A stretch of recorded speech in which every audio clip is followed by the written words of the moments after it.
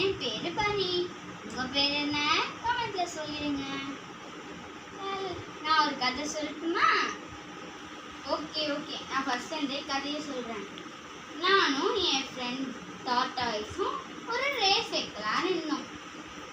நான் தான் வேகமா ஓடுவேன், எல்லாருக்கும் தெரியும்.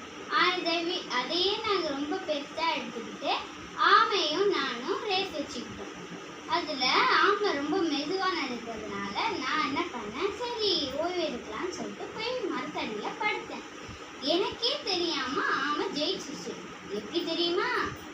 அது வேற ஒன்றும் இல்லை, நான் ரொம்ப என்னை நினைச்சு ரொம்ப பெருமைப்பட்டதுனால எனக்கு ஒரு நஷ்டம் ஏற்பட்டுச்சு.